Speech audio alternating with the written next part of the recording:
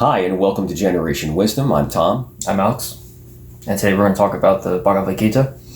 The Bhagavad Gita was a epic in Hindu literature. Many people in the West consider it to be like a scripture, but for Hindus it's considered like a complement to the Vedas, Vedas being the Hindu scriptures. And the Bhagavad Gita is part of a larger epic called the Mahabharata. And all that you guys would need to know is that the Bhagavad Gita takes place at a time in the Mahabharata where this protagonist, Nagarjuna, is having a feud with his family and is involved in a war that he has to have with his family. And so Krishna, I guess you can say, the god of compassion, the god of wisdom, manifests to Nagarjuna to persuade him as to why he should do his duty and fight in a war against his family. And we're going to discuss one verse from the Bhagavad Gita. I'm using the translation of Eknath Easwaran, and the page of this verse is on page 263. So, why don't you read it? Take it away. Okay, here we go. The Lord dwells in the hearts of all creatures and whirls them around upon the wheel of Maya. Run to him for refuge with all of your strength, and peace profound will be yours through his grace. Relatively short, but a lot to say in there. Wouldn't you agree? Yeah, I think so. Yeah, that's one of the things I love about it. So who's going to begin, Alex? It's going to be you, me? What would you like to talk about? I know you want to break it up a little bit, right? Yeah, I was thinking maybe we'll break it up into 4 lines. Maybe I'll start with the first one. Okay, go ahead. So, first line, the Lord dwells in the hearts of all creatures.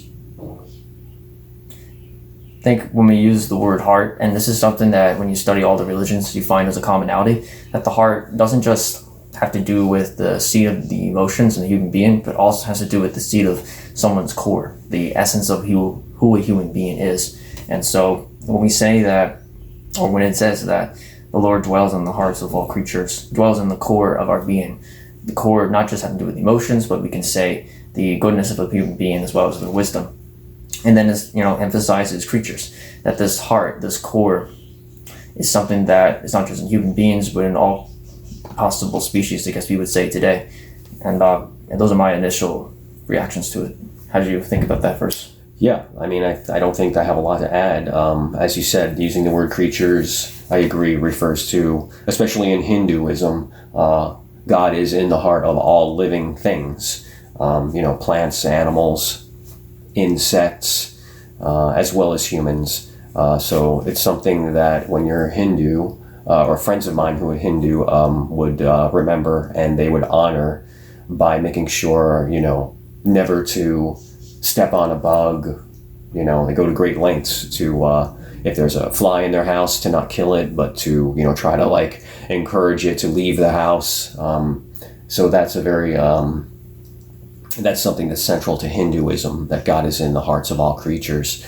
And I think also, not if you took the creatures part of it out, it's also a common theme for all of the major religions, that God dwells in our hearts.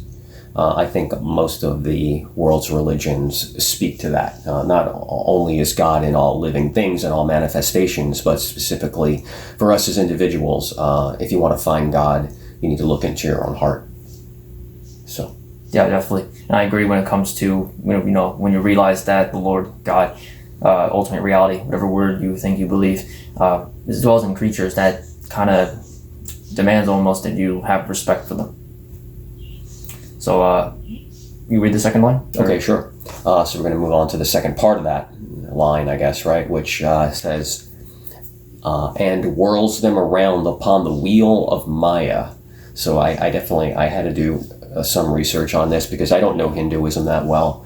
And I find Hinduism to be a very complex religion, if you're going to call it a religion, polytheistic, right? But however, they seem to acknowledge a central, God, like one God, but there are many gods, right? So to me, God, basically what's being said here is, the world we live in, the material world that we live in, we're sort of on a wheel. And in terms of Hinduism, it's kind of like that cycle of life, because Hindus, I believe, most Hindus, I believe in reincarnation. So they're constantly, being whirled around on this crazy life that we live by God. And it's it's the cycle of life. It's, death and rebirth, suffering, while we're here. And also, furthermore, coming back in different life forms. And, karma, determining that to some degree, which we won't even get to karma here. We'll be here for 3 hours. And Maya is something I'm going to let you speak about. You probably know more about Maya, than I do. So I'm going to hold that off for you. But the whirling also to me meant life is nonstop. It's in motion. All living things that God has created pretty much never stop. You have to force yourself to stop, and that's where meditation comes in. But again, that the circle to me referred to the circle of life and the cycle that we're in, especially for the Hindu belief. And that circle also, you think about it, you can take it a step further. You can say, well, you think of an analog clock and how, that moved time. We depict time as moving around in a circle on our clocks. The earth spins on its own axis. The earth rotates around the sun. So, that circle is very representative of the life that God has created for us. So yeah, definitely. So, I guess to deal with the concept of Maya basically means illusion. That's like the literal interpretation, but the Hindus have basically like two different connotations of it. I forgot the Sanskrit terms, but one is the fact that God manifests himself through manifestations in an act of play, in a way that does not come out of necessity, that he feels like he has to create the world, but out of what the Upanishads, which is like a philosophical, spiritual commentary on the scriptures, basically says the Leela of Maya, the play of illusion. And so there's that aspect of God creating the world, Maya, as a playful illusion. Then there's the other side of it, the flip side, which is that God creating the world of illusion. There's a danger of us being overly attached to the illusion and therefore suffering, because we don't see the fact of what is actually true in the illusion. And so Maya, and keeping in mind this twofold nature of Maya, this then emphasizes, the rest of the verse that whirls them round upon the wheel of Maya, because when you're, say, on a merry-go-round and you have no one fixed point because everything's constantly moving around, what do you experience? Dizziness, you can't focus, you get overly attached, and then suffering would usually result from these things. And so even here we get the idea that because everything is constantly moving around, there is an innate sense of wanting to find certainty and a center that creates stillness. Because if we had no innate desire to have this source of peace and certainty, then we wouldn't have suffering. We wouldn't feel like we're whirling or dizzying. We wouldn't have perception of, I guess you can say, sameness and change. And so right at this initial verse, we get the idea that there's something hidden behind the illusion itself. And this definitely has a key. It's definitely, how I put this, suggests the rest of the verse that we're about to discuss, the deeper meanings behind it. So I guess I'll start with the... Well, actually, before we move on, I just thought, when I saw this, I couldn't help, but when I saw the word whirling, and I know it's a translation, correct? But it made me think of the whirling dervishes from the Sufi tradition of Islam. And you know more about it than I do, but it's that whirling that they use really to, correct me if I'm wrong, put themselves into sort of a trance and forget they use the whirling to kind of take themselves out of the phenomenal world, the physical world, and get closer to God. So it's another, they sort of use it in that way to get closer to God, to put themselves in sort of a trance and contemplate, to sort of they put themselves on the wheel to step off the wheel, of life, if you will. Is that correct? Yeah, it makes sense. I mean, I guess you could initially say that the Sufis in this tradition, the tradition is called the Mevlevis. Mevlevis was started by the famous poet Rumi. He started the whole whirling dervish thing that the Westerns call it. And I guess you can say initially that they sort of want to imitate how all of creation worships God, and that's going in a circle. And this is something that you find in Judaism, Christianity, and Islam, where the angels are traditionally seen as to be revolving in the heavens around God, just like the planets. The word planet itself in Greek means to wander. And so, yeah, I mean, for any of you who know the teachings in Sufism of, what's his name?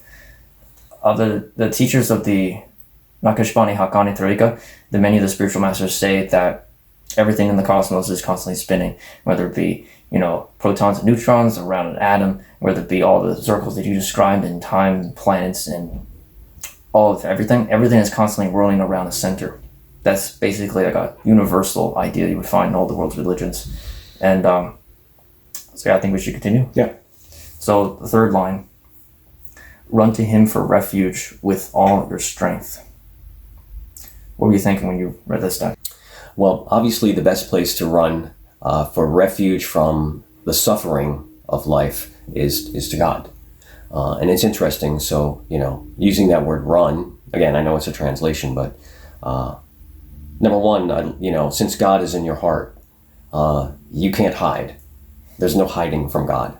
You may be able to fool everyone else, let's say by being nice to your friends and your family and doing good deeds, but maybe in your mind or in your heart, you have some evil thoughts or negativity. You cannot hide that from God. So the question becomes, how do you run to refuge? How do you run to God? And that to me has to do with, looking into your heart, purging yourself of all negative thoughts and all evil thoughts. That's how you run. And you use the word strength because it's going to require strength. God has not made it easy. Okay, God is whirling us around on the wheel of Maya. That suggests right there that, you don't have a lot of control, that there are going to be a lot of challenges, there are going to be a lot of suffering. And it's going to take strength to seek the refuge that you need in life to be peaceful. What do you think? Yeah. So go back to the earlier line that God is at the center of this circle. When you think about a wheel, the wheel has this center which doesn't change and doesn't move. And if you guys are familiar with the Tao Te Ching, there's a verse that says it is because of, or something according to the lines of, it's because that the center is empty or doesn't move, that everything else around the wheel, the spokes which support the wheel, are able to move. And this paradox we see again, and we see it reflected in this verse. And so, because we realize the center alone is what doesn't move, and everything else is what's moving, then what other place do you have to run? What other place do you have to find ultimate refuge other than in God or in the center? Again, whether you believe in God or not, the idea is still present for everyone. But and it emphasizes strength. So it emphasizes that even though it is true in a sense, you kind of have to surrender to something that's stronger than you. Else, how would you really be able to pick yourself up by your own bootstraps? But there is an aspect which you have to use your strength. You have to try to be able to use your own effort, because God will not push you to do something that you're not ready for. And sometimes you won't even know what you're ready for until you go out and push yourself. Because when you push yourself, one, it shows God that you care. And two, at the very least you can say, it shows that you know that you need something greater than yourself. And your attempt to try is your attempt to know that there's something important that you need to go towards. And there's a world of meaning in this verse, but I think we covered a good amount. Did we read that last line? We still have one more line. Yeah. I think it's your turn. Oh, okay. So the second half of that last line is, reading the whole line. Run to him for refuge with all of your strength, and peace profound will be yours through his grace. So peace, obviously, is what most people are after, I think, even if they may not think that right away. And everyone's got their own way of trying to achieve peace. And again, God said, as Alex said, God is, challenging us in different ways. And sometimes you're whirling around on the wheel of Maya and you think that peace will be achieved by making a lot of money or by achieving a lot of status or getting married or by having kids. But once again, peace is through God's grace, which to me is like, this is God's gift that he is waiting to give us. It's not something really, you can ask for it, but really it's going to be achieved or be given. Peace is going to be given to us by God, not by asking necessarily, but by running to God. Like I said earlier, looking into your heart, purging yourself of all negativity and evil thoughts, and using the heart or God as a catalyst for all your deeds in life, so that you are living a virtuous life, spreading your own peace and love, to all creatures. Again, not just to humans, not just to your fellow humans. And then, if you can do those things, then, and maybe just then, God will offer you, through his grace, the peace that we are all looking for. Yeah, amen. I agree. And I like how this verse then kind of creates balance, because in the third verse we talks about how you need to use your strength, and now it complements that by saying ultimately it's due to God's will or God's grace that you'll be able to achieve this peace. And I think a concept I want to return to is the concept of Maya and the twofoldness of Maya, because I think this allows us to have a better grasp of how easy this can be for us to achieve peace. Because when we recognize that the illusion of this world is both positive and negative, meaning it can be positive in that we can see it as us seeing glimpses of God, so to speak, that move us closer to him, or the negative side, which is that we get attached to, say, the finger that's pointing rather than what the finger is pointing to.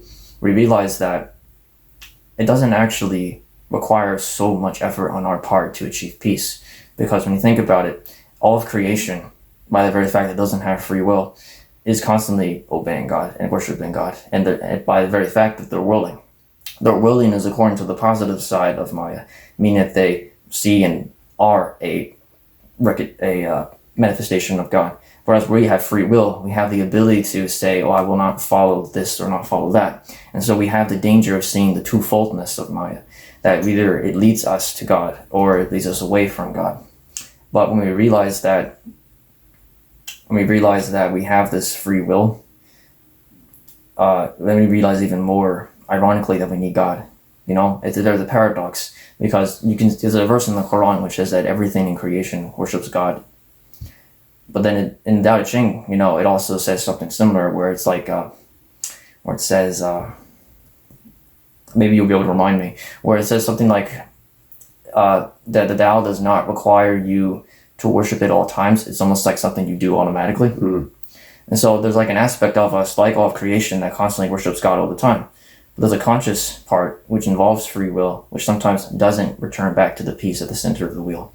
And so, ironically, it's by accepting the fact that everything is constantly whirling and returning back to the act of whirling, even metaphorically, just like the whirling dervishes, that we return to peace. It's imitating nature that we then return to God. Because that's how we can wrap it up like that. Yeah. I mean, I just love the idea of the concept, the physical concept of the wheel. Because I think, most people you think about if God is at the center, just think about the wheel for a moment. If you were on a wheel, or as Alex brought up the analogy of a ride. What's the ride called? Yeah, merry-go-round. Like a merry-go-round, okay? Think of a merry-go-round, just the physics of it. The further you get away from the center, the faster you move. You cover more distance, right? When you're away from the center over the same amount of time. So your life, really think of it this way. The further you run from the center, the further you run from God, the crazier your life gets. The faster and it moves faster and faster. That's the analogy that I think of, So if you're running from God, from the center, your life's going to get pretty crazy. You're not going to find peace. And as you run towards the center, your life slows down and you will find God. And that is when you will find the peace that I think that we all seek. So that's why I love that physical representation of the wheel, which is something we all, that circle, which we can all, not only have most of us physically experienced what it's like to be on a wheel, even if we're not contemplating God, through that Ferris wheel or through that merry-go-round. It's easy to adapt that physical experience with your experience of running to or from God to find peace. Yeah, it's a really good analogy. And the wheel is a very powerful symbol, because, you can watch us discuss things rationally or even just reflecting about what things can be, but even just to take away one symbol, that alone could be enough to provide you guidance for the rest of your life. And it's ultimately why the religions have been so great. They want to help so many people because of the powerful symbols that they've been able to give to humanity that contains all these very subtle things. You know, when you look at a symbol, it kind of condenses the nuances of complicated ideas and presents them in a way which makes them accessible to everyone and memorable. Well, what do you think? Yeah, obviously a great verse. I'm glad we discussed it. Yeah, me too. And I have to congratulate you on finding, again, this is the first thing I've read from the Bhagavad Gita. I have to pause every time I say it because I don't know a whole lot about Hinduism, quite frankly. And I think you picked a very good representative verse for the first time you and I have ever discussed Hinduism at all, really. I think it's very representative, and so good job. Good job. I think that's it. Thank you for watching. Thank you.